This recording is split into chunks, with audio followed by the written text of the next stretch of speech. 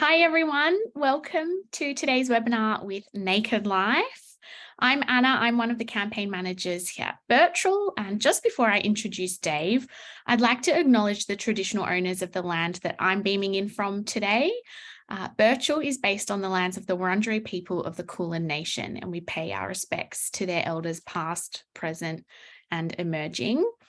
Now, Birchal is working with Naked Life on an upcoming crowdsource funding offer. What is crowdsource funding, you might ask? This might be your first time stumbling across it. So you may have also heard of it referred to as equity crowdfunding. And it's a relatively new form of fundraising in Australia that allows startups, small and growing businesses to raise capital from a large number of investors through an online platform. That's Birchal. Now, instead of seeking funding from traditional sources, companies can turn to the general public, often their communities, customers who might be obsessed with their products, which I think may be the case for Naked Life, to raise money in exchange for shares or equity in their business. Now, Birchal Financial Services will be the licensed intermediary for the offer, and the information and discussion in this webinar is for informational purposes only and shouldn't be considered as a recommendation to invest or advice. Please, as always, do your own research, consider the offer document, and always read the general CSF risk warning before investing. That is available at birchal.com. Now, that's enough of the boring stuff. Today, I'm joined with Dave from Naked Life, founder, CEO. A little bit of just quick admin on how today will run. We'll have a quick presentation from Dave, who I'm sure he's itching to get into, and then we'll have a Q&A. So we'll see down the bottom of the screen a little Q&A box. Please pop all of your questions in there and we'll do our best to get to them afterwards. Now, also this session will be recorded. So if you have to duck off, I get it, we're busy. Don't stress, we'll send through the recording afterwards and it'll be available online as well. So without further ado, I'll hand over to Dave to get cracking and introduce himself. Right, thanks Anna, and thanks everyone for taking the time out of your busy schedules, and particularly this time of night, to come hear a little bit about us. It's been an amazing response through this platform. We're really humbled by the response we've had thus far, and the interest in I guess not just Naked Life, but in the industry itself, in the non-ALC space. It's a really exciting space. So I'm really looking forward to taking you through our story. So thanks for the time. Look, I guess what we want to take you through today is a little bit about our mission, a little bit about the Naked Life group, our journey to date, so the traction that we've experienced over the time, the opportunity and the raise itself, and then we'll obviously have some questions and answers. So looking forward to hearing about all of those. But let's get to the core of it, Naked Life. So our mission at Naked Life and our whole group is to give choice back to consumers. So what we mean by that is, we want to accelerate the adoption of better for you products for mainstream Australia to be able to make health an easier choice. So, we've done this across a number of different products over the course of our history, and it's always had the same passion to it, which is about how do we make things that taste bloody good, where you don't feel like you're compromising in having it, yet it's still better for you. And we, as a team, are incredibly passionate about leading the way in being able to do that. So it's a space that major companies just don't tend to step into. They tend to be a bit more safe and do the same thing over and over. But for us, where we've found our passion meeting with our ability to grow is when we actually put great products out there that are better for you, they're without sugar, without alcohol, and they just taste great. So that's a big thing for us. Is in some ways we almost call it a bit of health by stealth. So it's you're having all the things that you love, but I guess without the crap. So if we look into the group ourselves, we're a group of three. And so we've got three distinct brands, but our core focus moving forward is our Naked Life non-alcoholic spirits. But I just wanted to introduce the three businesses. So we've got Naked Life lifestyle beverages, bottom left-hand corner. And in there, we've got, it's where the business began. We've got sodas, we've got some iced teas, we've got some functional ranges. And, we've got these they're all better for you, sugar-free, nothing artificial. That's where we started. And that was where the focus was. That and the NON-ALC project on the right, which is better for you kids snacking. So we've got cereal, we've got icy poles and the like. We've got those on the shelves at Coles and Woolies as well. And up until about 2019, those were the focus. But in about 2019, there was a big shift, and that's where we realized that there was a major opportunity that as a brand we couldn't ignore. And that's where we've really grabbed the bull by the horns, and we've really defined our Naked Life non-alcoholic spirits market as, we realized that, up until recently, celebrations were linked to alcohol. And nowadays they just don't need to be. That times were changing, but there weren't the products yet to be able to create that shift. So what we decided to do is we went to, we looked at that, and it all really came about, where I'd started reducing my own alcohol intake. Look, I'm not a teetotaler by any stretch. I do love a glass of wine, and I do love, going out to the pub for a drink on the weekend, but I'd naturally found myself reducing my alcohol intake, and I'd started drinking mid-strength beer during the week, or having a couple of, non-alc. Sorry, at that stage, it wasn't really many non-alc beers. I was having, light beer when I'd go out to functions, and have a couple of those and maybe one full beer. And on the weekend, sometimes I'd, have mid-strength or low, or I'd just, swap in one for ones. And, I'm by no means an early adopter to these types of things. And I've found in my past that if I'm starting to do this type of stuff, then there's a whole host of other people who are doing it as well. And I'm generally kind of late to the party. So when I started doing it, as a brand, we started having a look into it, and started looking at the numbers. And this was back in 2019 when we started having a real look at this. Turns out that at that point, 20% of people in Australia did not drink at all. And I was blown away by that, because I always assumed that in Australia, we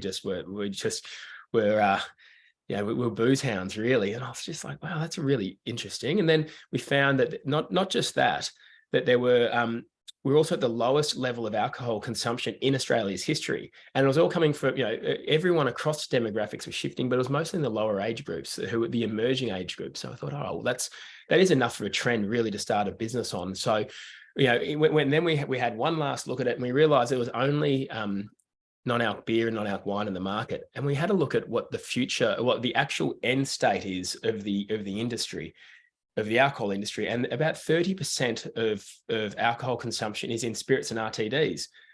So we put 1 + 1 and 1 together, and we'd already had a business that prided ourselves on bringing great innovative products to market to help make the mainstream healthier. And we realized, well, with our capability of being able to make great tasting drinks, we've got to step into this space. And so that was back in 2019. This is a little bit about our journey here, where we started as a soft drink brand in 2016. We launched some tonic water. The No Nasties project came in as well. We ticked along, and you can see in 2019, late 2019, we launched our non-alcoholic range, but it was really in 2020 and 2021 where it started getting momentum. So the supermarkets started to take wind of this new brand. And I can tell you what, we got laughed at when we were going around trying to sell these into different places. People were scoffing at us, going, "Oh, who's going to drink that?" And they were making jokes about us. And it was all like, it was actually, the turning point was so fast. It was all in the space of about 6 months. We went from getting laughed at to having about eight SKUs across eight products across about 800 Woolworths stores. And it was all in the space of just a few months, because, the market started to turn. And then all of a sudden, Australians started to realize that there was a cultural shift happening where it went from, if you didn't drink, you're a weirdo, to if you didn't drink, wow, that's great. There's what are you having instead? And that little shift in the Australian psyche had this massive uptick into the demand of products. Like it was amazing. And so we actually found ourselves, like, I remember when we first spoke to the grocery, and they said, "Oh, we'll try 3 of your products in I think it was 10 stores to start with." And a month later, it's like, "Oh, we'll actually take 3 in 100, please." And about a month later, "Oh, can we take 5 now across 300 stores?" And that kept on going until about 6 months later, we had 8 of our products in 800 stores, and it's just been going ever since then. So it's been an amazing journey thus far, and it's,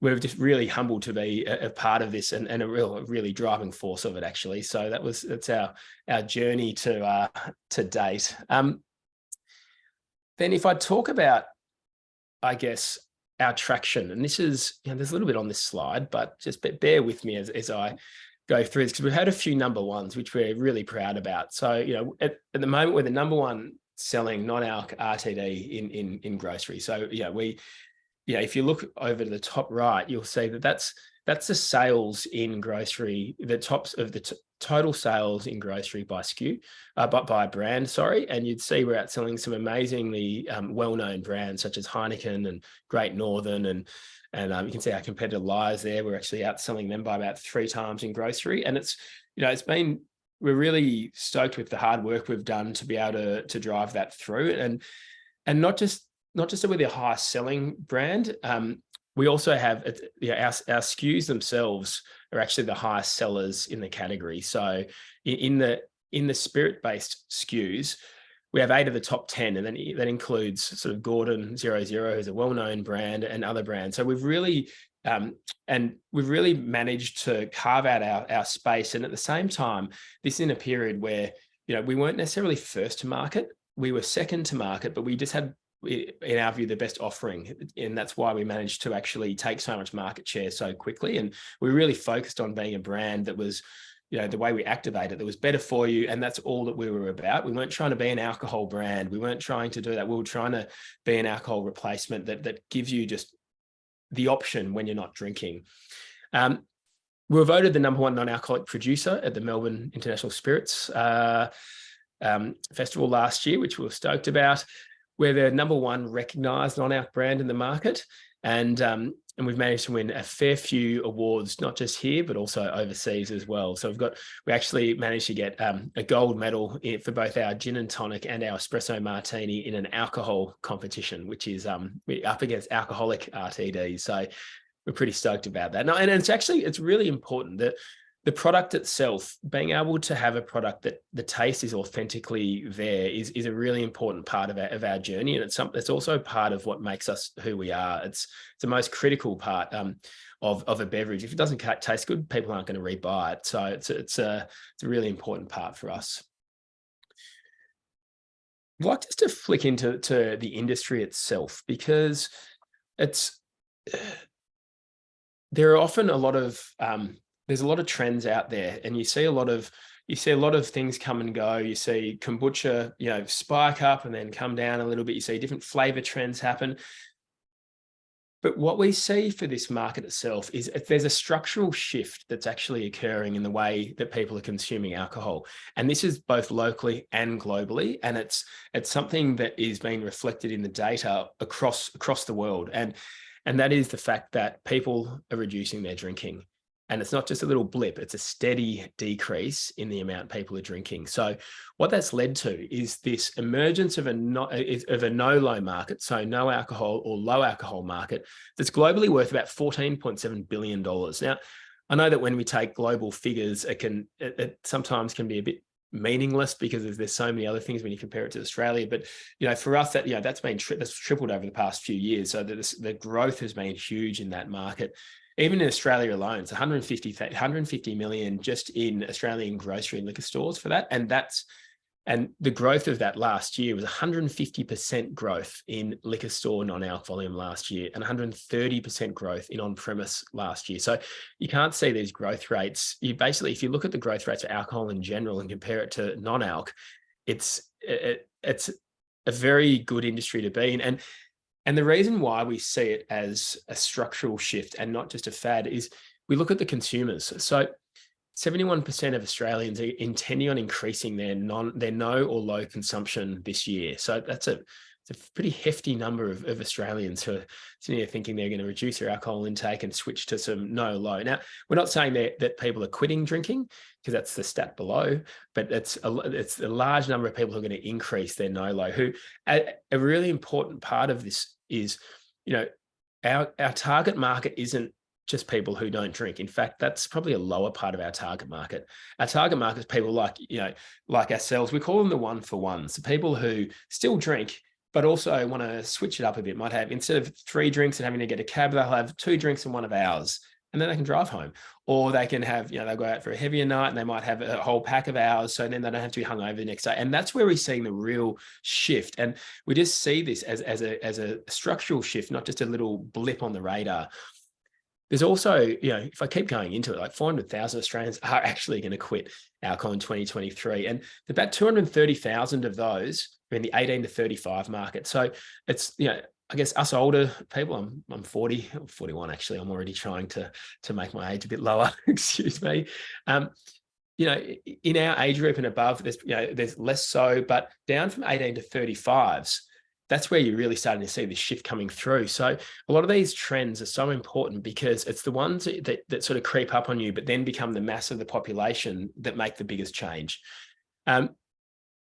Out of all that, 58% of consumers tried a non-alc beverage for the first time last year. So it's a lot of people who are sort of dipping their toe in the water, and we're finding a lot of people coming back. And the reason why we're also seeing this massive growth is because there was this underlying trend that was there, but there were no options that were readily available or that tasted any good. And you're always going to, you're going to get a bit of grief from it as well if you're out drinking one of those things. And all those things have now changed in the past, just in the past 18 months, which has led to this absolute explosion of people demanding it and all these great new options such as ours coming out. Probably the last point we've got here, which is a bit about the market, is the fact that 51% of consumers always look for sugar-free alternatives. Now, when we were putting this together, we were sitting there trying to understand what are the things that were really going to lead to us being able to take this market by storm and do it in a really meaningful way. And what we realized is if we could tick off these 4 major boxes and get them all absolutely bang on, then we'd have a chance to actually lead this market. And we did things a little bit differently in the way we activated this. And that's led to, I guess, our position we're in now. But these 4 things were critical. It's taste. So if it doesn't taste good, that's it, game over. You know, you're not going to get that right. So we've got an amazing product team internally who I'd say are some of the best in the world in being able to create amazing tasting drinks. And instead of just relying on other companies to, you know, other companies will generally put some drinks together and say, here you go, like they're sort of companies that sell flavors. And a lot of companies just take that and say, thank you. We actually have it in-house where we can actually get our team to go get the best flavors from around the world and put it all together into an amazing drink. And that's a really big advantage for us because all of our cocktails are crafted with distilled botanicals. So what that means is instead of just having flavors, we actually use, similar to what with gin, to get those flavors and the complex flavors that you have in gin or something, or similar alcohols, they use botanicals. So you might take some orange blossom or some rosemary or things like this, and you run them through a steam distillation process, and you end up with a distillate in the end, which is really complex and gives you that authentic flavor. And so that's critical. So we started off getting those right, which has also led to multiple awards nationally and locally, which is amazing. Second thing is we realized that people, if they're not going to drink alcohol, also don't want to have something that's going to make them gain weight. And it's one of those things that I know myself, if I'm drinking a lot of sort of low alcohol or no alcohol beer, I do wonder, I've had 6 of these, it's going to make me fat. And so it's sort of, for us, we realized that there's a really strong alignment with having a better for you drink also be low calorie and so that was a really important thing for us and a really big tick. Third one is the authenticity. So the complexity of flavor, the story behind it, being able to have distilled botanicals. So when people ask you when you're out, oh, what's that you're drinking? It's not just like, oh, I'm just having a lemon, lime and bitters. It's like, oh, we've actually got this, these new non-alc beverages. They're crafted with distilled botanicals. You can't even really taste it. You should try it. It really changes the whole social moment. And gives you something that actually you can hold with pride in your hand instead of something standing there where you're putting your glass, putting your lime wedge into your soda water so you don't get asked whether you're drinking or not. We can really change that by giving a really good opportunity and a really good option. And probably the last one is convenience. You can have all of those things, but if you're trying to change a market and you're trying to change it quickly, you have to be able to you have to be available everywhere. Because if you're not, you know, if you're not, then people can't purchase you, they can't consume you, the movement doesn't even start. And so having it in an RTD format, ready to drink, which means that weren't having to spend $50 on a spirit bottle that they weren't sure was going to taste any good, that then they'd have to go home and mix with, they could just grab a 4-pack of ours and try it, have it in the fridge and it's ready to go. So these are the real pillars that really help take our brand from basically nothing to where it is today. So given that we've got the industry's there, we've got the product to fill that gap. So we believe we're best positioned to take it from where we are to the next position, into the future. Where's the growth going to come from? So you would have seen that we're currently the #1 in Australia. Where, you know, we have 80% of the product that currently goes through a major grocery in the non-alc cocktail category. However, we've just touched the tip of the iceberg. So we started in grocery because 92% of females who have one child go to the grocery store once a week. So given where our target market was starting off, instead of trying to go through liquor first and take a traditional liquor approach, we thought, let's go grocery first and just open this up, get brand awareness, get trial, because in this occasion, trials are really important because we're a $15 product at RRP. So once you get people trying you, they're very sticky. They're not going to go anywhere because they're not going to risk another $15 on another brand they don't know when they're really happy with our current one. So our plan was to go really hard in grocery and take that number one position. However, despite having all of this, there's still another 9,000. There's 9,200 grocery and convenience stores in the country. We're probably in about 2,200 of them. There's a long way to go from both in just distribution alone for us to be able to gain. But the major gain we're also going to get is we're yet to run a marketing campaign for Naked Life. And so for us now to grow our penetration from about 1% of people who go to grocery buy us to the 71% of people who are looking to reduce their alcohol intake, it's awareness. We need to show people who we are, how we fit into their lives, and show them that they can buy us in grocery. So it's a really important part for us to grow is the penetration of that, because it's still there's lots of people who've never even heard of us before who would love to have this option. So that's one part that we need to do. The other part is the distribution side of things. So, we started in grocery, but there's another 40,000 odd venues that are out there across liquor stores and on premise where we've just started scratching the surface from. And so distribution and growing our distribution is the next phase of our business, and it's the key reason why we're looking to raise our capital, is to be able to really double down on our reputation we've built in grocery and our number one position across all these new distribution areas. And we've had some really great traction since we started focusing on them. We've got some footprint in about 100 First Choice. We're in some Dan Murphy stores. We're really growing that space.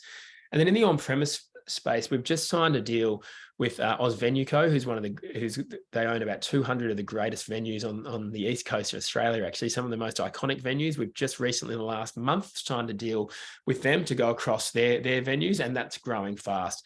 We've also signed some multi-year deals with sports stadiums. So we're now the non-alc partner at Optus Stadium over in the west, with more to come over the east coast, Melbourne Convention Centre, Village Cinemas. We've got a whole host of these that have just started coming out as we've been focusing on this over the past few months. So we're really excited about the ability to grow this into the future. Let me just go to that. And then the other opportunity is international expansion. So we've already got market testing occurring in Singapore, Malaysia, Brunei, Fiji, New Caledonia, where we've got some already export partners in play, and we've already got products. So you can actually, if you fly through Singapore Airport, please pop into, please look out for us in one of the many venues that you can buy us in Singapore Airport, which we're stoked about. We've also got advanced discussions with Japan, Hong Kong, China, South Korea, where we'll sign those off in the next couple of months. So we're dipping our toe in the water with distribution partners in a lot of these areas. And then in the US, which is a big target market for ours, we've signed a distribution deal with a distribution business over there that it's the first step to allowing us to then move the product around. So it's a multi-phase step over in the US. And that's an area that we're looking into heavily, and we're having some great discussions over there. But it's we're dipping our toe in the water to test a hypothesis, because we want to make sure that we're not that our capital is being spent wisely in our export areas, because it's very easy, and we've seen it, there's a lot of businesses out there that have rushed into export and got their model wrong and wasted a lot of their capital. So for us, it's, our full export strategy is something we're developing, and the part of the capital we're raising for here is for us to be able to understand the real opportunity in the different markets we're in before we place any big bets. So it's a big market, and it's emerging, but we're taking a very steady approach to how we're going to take the markets on. But it's a $14.7 billion market at the moment, and it's growing. And with our position we've got here in Australia, we're having some amazing conversations with some great partners in the US purely because they say, man, how have you done what you've done in Australia? And it's a really great thing to be able to open these doors with them. This brings us, I think I've probably covered some of these parts, but it brings us to the specifics of why we're raising capital. So growing a business based on inventory and creating new products for export, and actually just having, buying the ingredients, packaging, everything. It's a very expensive thing to be able to do. So as we scale, we need to have enough working capital to support that scale. So for us, it's about being able to shore up our working capital to allow us to grow the inventory for our growing supply. That's one part. The second part is the marketing activation. So we mentioned it earlier, but we've yet to run a proper campaign to drive awareness.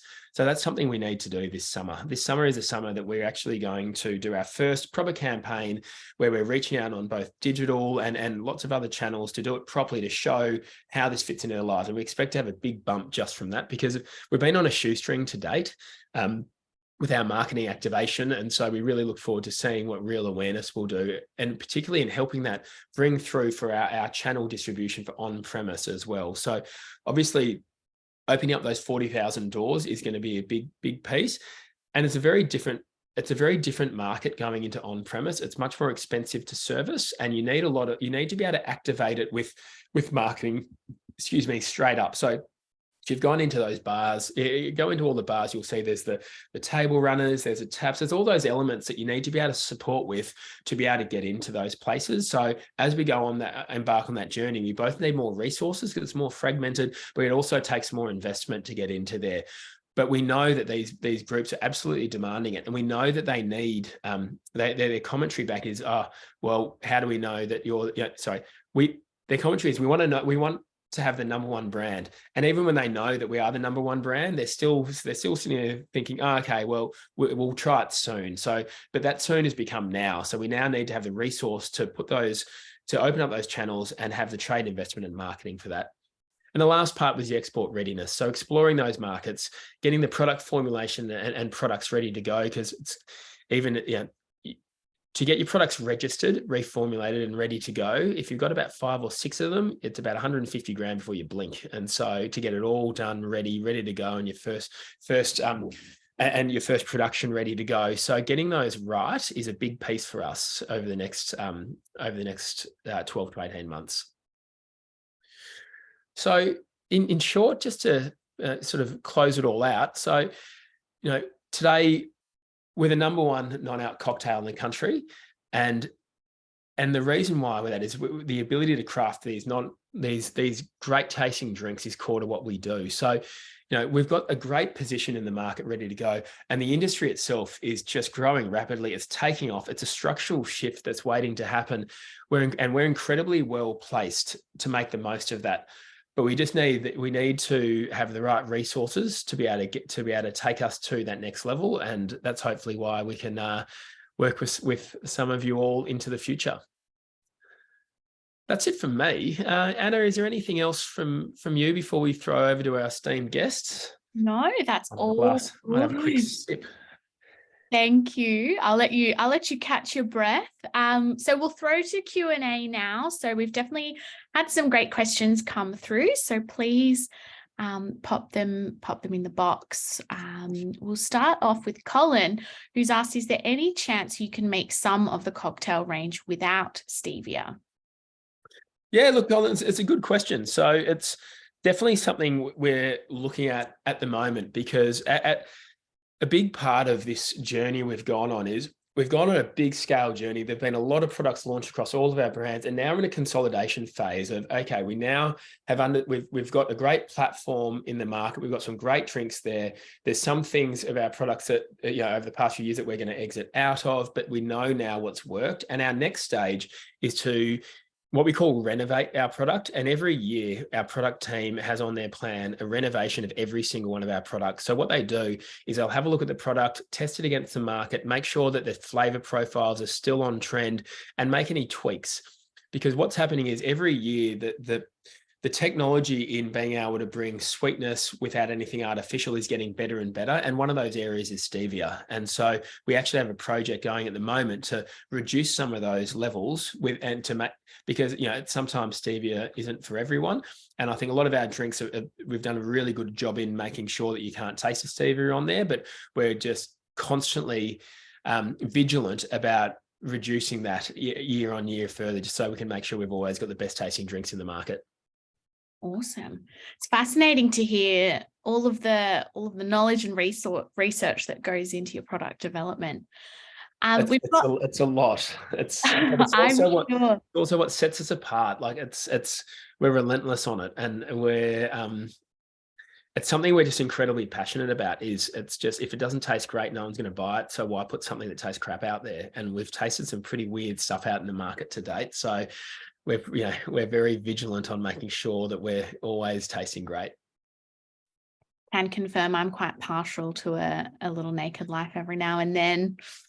Rightio, we've got a question here from Peter, who's asked, can you speak to your manufacturing technology? What makes your drinks different to the competitors in simulating traditional alcoholic drinks? Yeah, it's a good question. It's a number of different things, and I can't go into too much detail about exactly what makes us fully different, because it's a lot of it is quite trade secrets in there. But if I look at the depths we go to actually find the right flavor profile to recreate these drinks, that's probably the best I can speak to. So I'll give an example of our Negroni Spritz.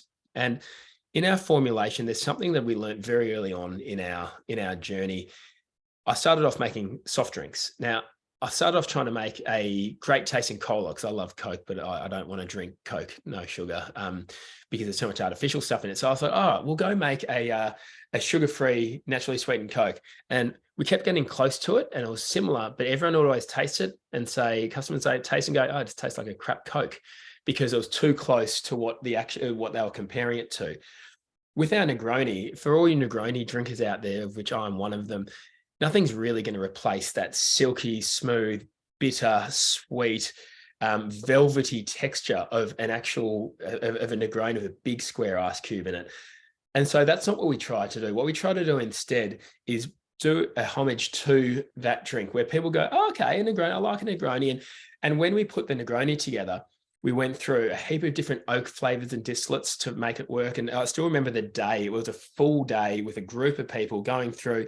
I wanted burnt orange. I wanted bitter orange peel in it. I wanted to have some grape in there. I wanted to have some oak in there. I wanted to have some cherry in there. And they were looking at me going, you're crazy. You're not going to be able to make that all work. I'm like, we'll worry about this when it happens. We got to start with that as our starting point. You got to start with the best thing in mind.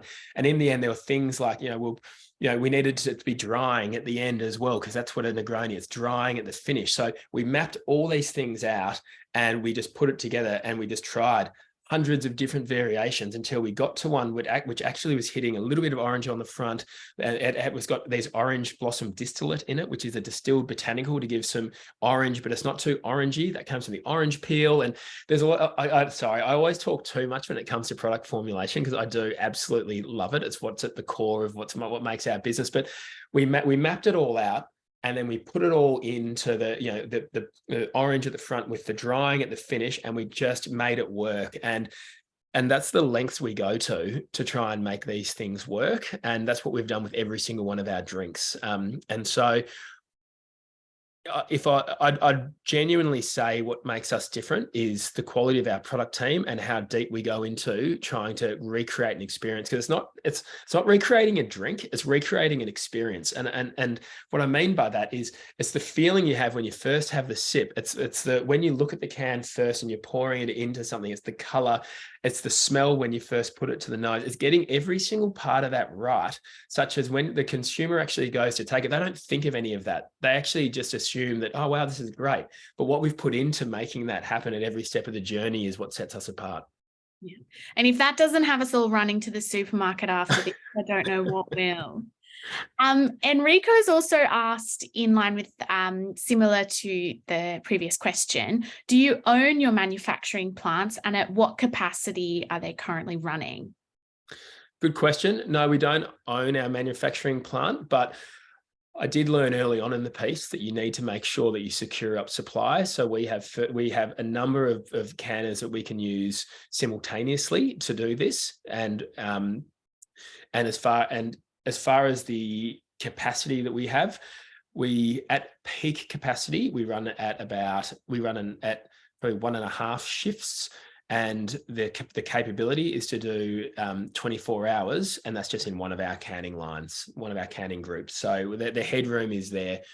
I think the other side to this question as well is the important part of the operations is having something that is streamlined and that you can have the options to move to other canners should you have any challenges. So we use a very common 250 ml can that's readily available. We own all of our stock. We have it all sitting there. So at any point we can turn on another canning group because we already own all the ingredients. We have everything in one go. We've got all the cans, we've got all the clusters, and we just send our product team in to activate that. So we've had times where I've had our product team go into a manufacturer just to do 1 day of production, set up, get it done, get us out of pickle, because we've got the capability and the know-how, and we've set up for that.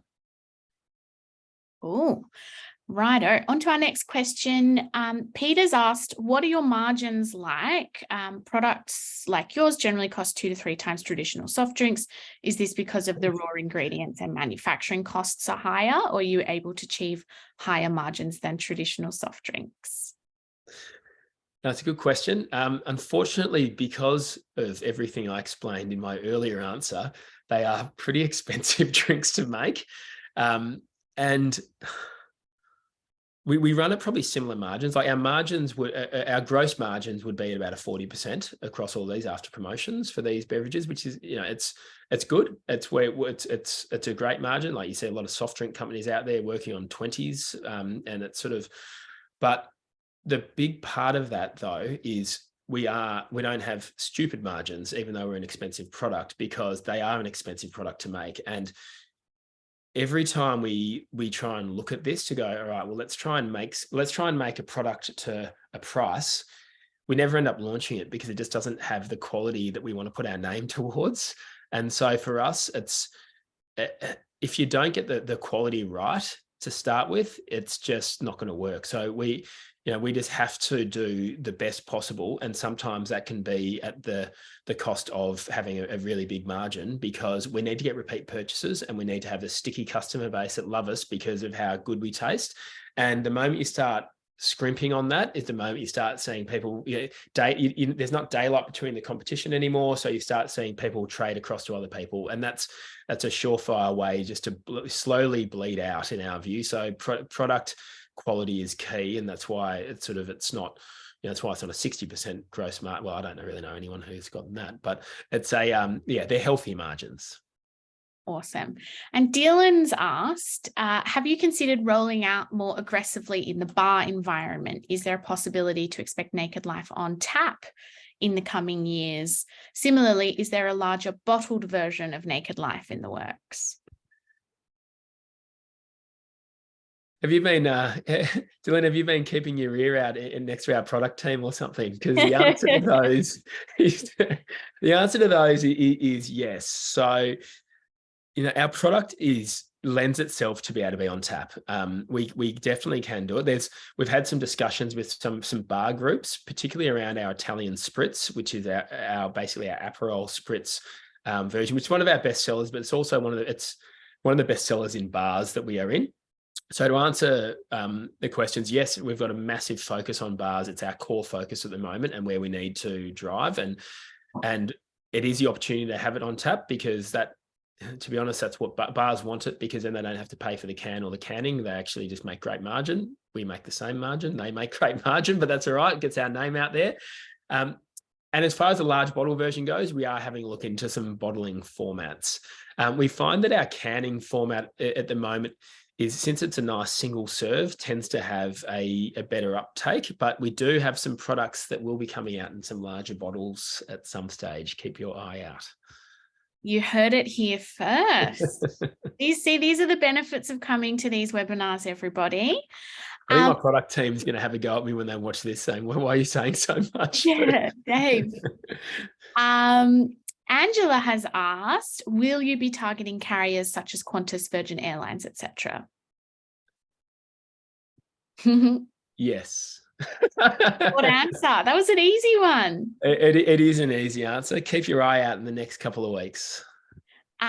We've got a similar question here from Peter. This is all about your strategy here on growing the footprint. So you might notice a theme. Peter's asked, have you thought about corporate channels, e.g. responsible workplace functions, avoiding excessive alcohol, Friday drinks, etc.? Seems like a relatively price insensitive market. And this is not coming from Birchal, who I think Naked Life is the #1 consumed drink at our Friday night drinks. Coincidentally? You might ask, who knows? Peter, that's a really insightful comment, because absolutely. So we ran a program called Remember December last year, all about the fact that let me try and remember it right. I believe $1 billion are lost each year to sick days from hangovers. I think that was the number that we managed to find. And so, and not just that, there was a whole piece around the fact that it can be a pretty embarrassing moment for co-workers after your December drinks. And so what we wanted to do, and it was a bit of a fun thing, we actually had, we worked with NAB and had some great events with NAB about, in December for work drinks and responsible drinks. Now, it's a channel that we are actively chasing. So we've started working with, I think we've worked with Canva with their Friday night drinks and a couple of other well-known groups. I think the challenge for us up to date, up to this point, we've been quite hand to mouth in what we've been able to do from a resource perspective. So a big part of this capital raise is to allow us to bring on the resources to actually do these things properly, because partnerships through this channel is absolutely huge. And we see that as the caterers that go into all these offices need to be having a non-alcoholic version on there, just as a responsible service of alcohol option. It's currently not there at the moment, but we believe it needs to be, and we need to push that. And so we're looking forward to doing that once we have a bit more resource. Awesome. Dylan's added a note there touching on the corporate channels from Peter's question. They work part-time at Apple and all of their events are dry. They first discovered Naked Life at one of their events, and it was something they've then picked up at Woolworths and been hooked since. Really? So you're onto something. Who would have thought? Thanks. Wow, I'd love to find out. I had no idea that Apple had us in their store. If I'd known that, I probably would have put it in this presentation. You can take this up with Dylan later. Yeah, thanks, Dylan. Just a quick note, everyone, we do have lots of questions coming through. Obviously, we're limited to time. If we don't get to your question, don't worry. Dave will reach out afterwards and have a chat. So apologies if we do miss your question, but don't fear, we'll definitely get to you. So we've had a question from Anne-Marie, just while we're on sort of product and manufacturing. They've asked, are you planning to keep manufacturing here in Australia? For the Australian market, absolutely. It's I've seen a couple of companies already go abroad, and there's some already made in Asia. But for us, being close to our manufacturing is critical, because as I mentioned before, we want to be able to renovate our products. We want to be able to use the best flavored ingredients, the best things we can. And for that, we need to have it here for our agility and also for our quality control. When we go into overseas markets, so we will service out the Asian market at the moment from Australia. When we go into the US, we'll be looking at canning over in the US, just because it's for that market, it needs to be specific for there, and shipping liquid across the Pacific is quite a costly exercise. So we'll look to do it locally in the major countries they're in. But for Australia, no, we're Australian made, we're Australian owned. That's how it's going to stay. Love it. We've got a question here from Tanya. I'm hoping I'm pronouncing that correctly. Tanya has asked, what is the time frame for your strategy? And I'm going to link that up with another question, which is, what are 3 things that you would see as the biggest risks to that strategy? Okay, the time frame for the strategy marketing this year. So we are looking to engage with the marketing with our agency to start the creative basically in July. And that's because we need to have that kicking off in around September. So we start getting the September silly season happening right when people are starting to crack open their drinks and go to their barbecues. So that is, that first part, which is the marketing campaign, immediate. That's the big part. As far as pushing out to these other channels, also immediate. And so it's a very timely capital raise for us. So we'll look to put on a couple of resources immediately to take on the on-premise channel, because you really need to be having industry experts. It's quite an old school liquor can be quite old school when it comes to distribution. You need to slap people who know each other, who have got pissed with each other for the last 30 years, that are the people you need to have on there. And so for us, it'd be about executing on that immediately again. And it's really more of a resource and a resource piece, which the moment that we've locked in our capital to support our strategy, we'll be activating it. And as far as the runway of the raise goes, so at this stage, we're looking to do this current raise at the moment, which is $3 million, and we're looking to do it in concurrently with that, an extra round to take us through to our 24-month to give us our 24-month runway for scaling. Cool. We've got a question here from... I missed there was a second part to that question. Sorry. The 3 risks, we'll allow it. It's been a long day. No, it's okay. 3 risks to that strategy or expansion.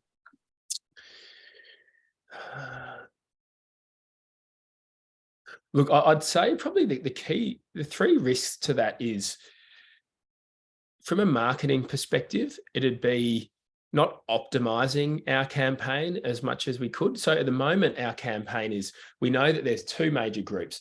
There's the group that currently buys us sometimes, and there's the group, and there's 3. There's groups that buy us all the time, always in the fridge. They're fantastic. We give them a pat on the back. Thank you for being a part of us. The group that buy us sometimes, we need to be able to show them how we fit into their lives more often.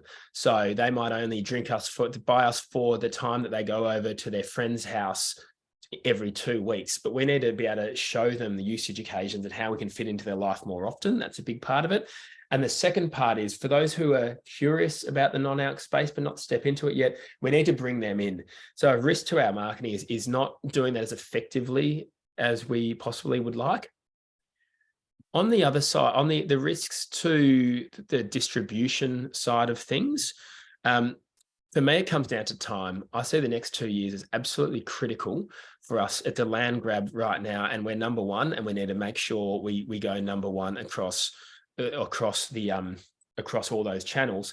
So the other risk is potentially not getting our resourcing strategy right.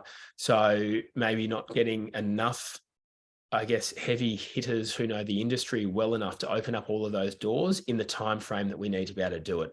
So we need to move fast on getting the best people to be able to open that up, starting off with this summer.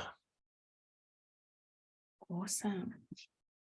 Righty. Oh, we've got a few questions more around the sort of intricacies and details of the offer. So we've got a question here from Linda. What is the minimum and the maximum investment? And then they've also asked about a little bit of information after purchase. How do they pull out of their investment? Is there a minimum shareholder? Lots of questions in there. I will just give a little bit of information about where we are in the process at the moment, just because this may be your first foray into equity crowdfunding. So In terms of the minimum and the max investment, obviously we're currently in the EOI phase at the moment. We've got an expression of interest phase and an offer phase. So currently we're in the EOI phase. Those offer terms aren't available because we're going to market and really understanding market interest in the offer and setting those terms. So if you have expressed interest via the Birchal platform, you'll be first to know when the offer terms become available. Now that includes valuation as well. So valuation, your minimum and your maximum, including your minimum investment, will all become available when the offer document is released. Now, when is that, you might ask? We've got another question. You'll be receiving an email with information to be first to know when that offer is being released. So if you haven't already, do express your interest. We'll also be sending an email which will give you a super easy link that you can pop in a little calendar reminder in your diaries, because as I'm sure you're aware, you know, Naked Life is the fastest growing company in Australia. Not every day do retail investors get the opportunity to invest in opportunities like this. So do express your interest, join that wait list, and you'll be first to find out when it goes live. It'll be opening in an early access period exclusively to that EOI list. So offers have sold out in that early access period before, so don't miss out. We've got another question here. I'll cover a few more because some of them are quite similar. So Arbab has asked, why are you raising money? Can you grow organically without raising funds? Yeah, good question. Yes, we can. However, can we grow as quickly as we feel we need to maintain our position in the market and to defend, to make sure that we can put up walls so that we remain number one? I don't know. No, we can't, because you need to spend before you make the money. So as an example, for us to go overseas, it's quite an expensive thing that you need to spend beforehand with all that, you know, you might need to put in a few $100,000 for a country just to get everything right and get everything done. And you're not going to see that money again for a year or two, because you then need to capitalize that over the course of the next few years. So as far as an international strategy goes, it's not something that you can really do. Well, let me put it another way. You could definitely do it, but in the time frame that we'd do it, when the market is at the point where it's about to take off, we need to, you know, the time to go for us is now, both here and internationally. So, you know, yes, you can, and you can definitely do it, but for the growth aspirations we have, to make sure that we're making the most of this market that's small, but that's in its infancy, but about to explode, we need to go hard and we need to go fast. Awesome. We've had another question here. Are returns on investment likely to be equity or interest or other?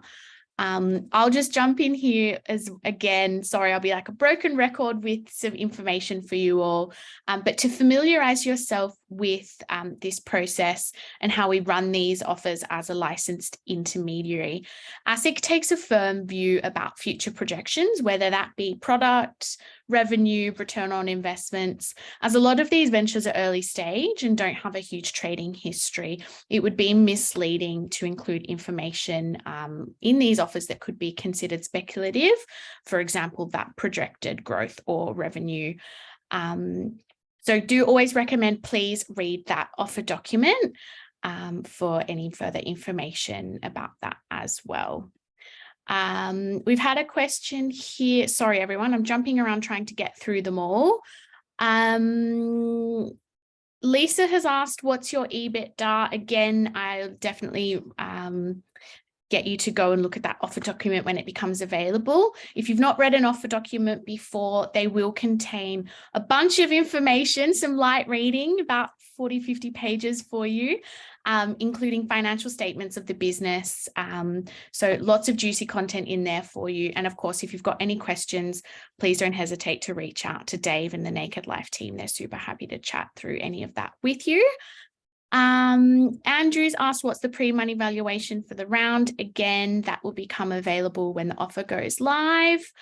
But they've also asked, what's the annualized revenue run rate? Obviously, growth profile, we can't really talk too much to, but would love to hear a little bit of the Yeah, absolutely. For our drinks portfolio, we expect to do about 12.8 million in revenue this year, and that's up from about 6.6 in revenue last year. And so we've had pretty healthy growth over the last 12 months in our drinks portfolio.